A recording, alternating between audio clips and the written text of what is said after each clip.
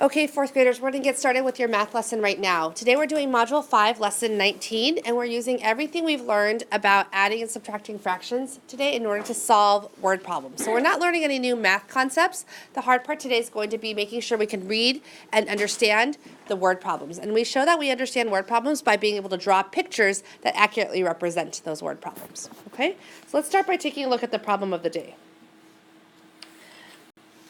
It says Sue ran 9/10 of a mile on Monday and 7/10 of a mile on Tuesday.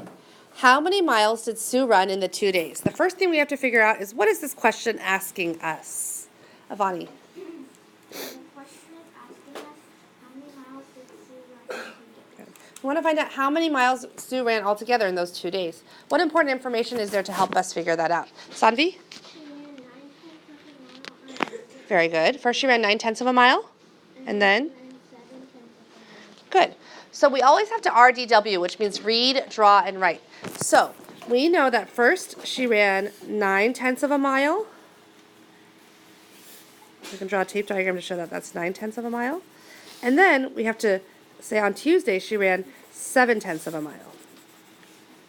How can I find out how much she ran altogether? I have to add those two pieces of tape, right? So I have to do 9/10 plus 7/10.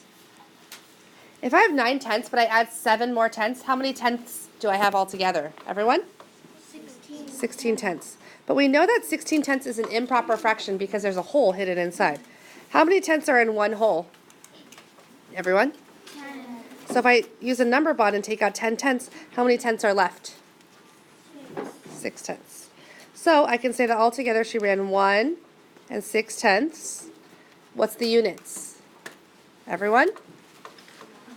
Miles. Good. Okay, so today, this is an example of the kind of question we'll be answering. We have to read the problem by writing down the important information and writing down what the question's asking. And we also have to draw our D before we W, write out the math. Okay, good. Example. I wrote a reminder at the top for you to RDW. Says Zach spent 2/3 of an hour reading on Friday and 1 1/3 hours reading on Saturday. How much more time did he read on Saturday than on Friday? Okay, first figure out what is the question asking and write down the important information. Go. This question is asking us how much more time did he read on Saturday than on Friday? So the question is asking us to compare two different amounts, right? And say how much more one is. Whenever you see the word more than or less than, you have to draw more than one tape diagram, okay? Because if you have one long tape diagram like we did in the first one, like this, if everything was stuck together, could I compare? No. But if I have two tape diagrams like this, that allows me to compare and see how much is missing here. Does that make sense? Okay, so this is the type of tape diagram that you have to draw if you ever see the words, how much more. Okay. The other important information is that he spent 2/3 hours reading on Friday. I'm going to put this one as the shorter one, so this is Friday, 2/3 hours. And 1 1/3 hours reading on Saturday, right? And this distance right here is how much more he read on Saturday compared to Friday. Right? At your table groups, explain to each other how this tape diagram models the problem. Go. We can see that the distance on top represents how much was read on Saturday. The shorter distance represents how much was read on Friday. And in order to find out, I would have to add this much in order to make Friday equal to Saturday, which is also how I can find out how much more he spent reading on Saturday. So the math equation I would have to do is the big piece of tape, 1 1/3. I take away 2/3. Okay. Now remember, when we do these addition problems, there's two different ways to do it. One way is I can ignore the fraction for now. I can say it's 1 minus 2/3. What is 1 minus 2/3? Everyone? 1/3. Is my actual answer going to be 1/3? No. Is it going to be bigger or less than 1/3? Greater than 1/3. How much greater than 1/3 is my actual answer going to be? Everyone?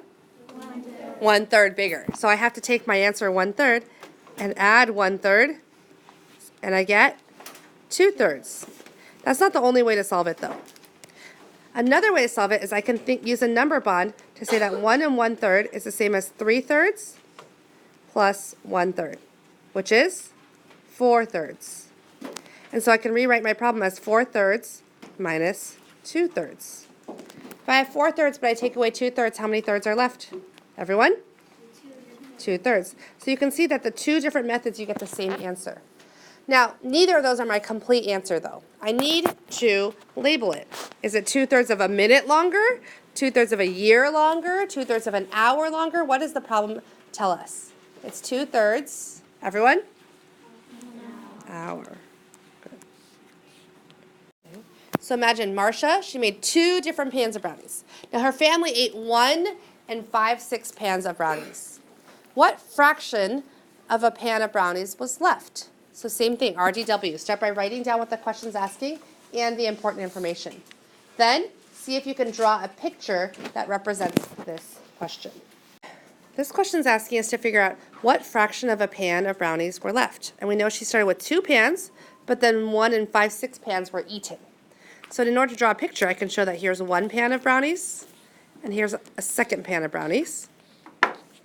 And 1 entire pan was eaten, and then this pan, not the entire pan was eaten, but 5/6 of it were eaten. So 1, 2, 3, 4, 5. How much is left? 1 section, but what are the units here? Everyone? 6. So how do I label my answer? 1/6 of a what? Pan. And when you're ever looking to see how to label the answer, all you need to do is look at what the question's asking. Usually, the unit that you need to write will be in the question. See how it says what fraction of a pan? So you answer it by saying 1/6 of a pan. Okay, very good.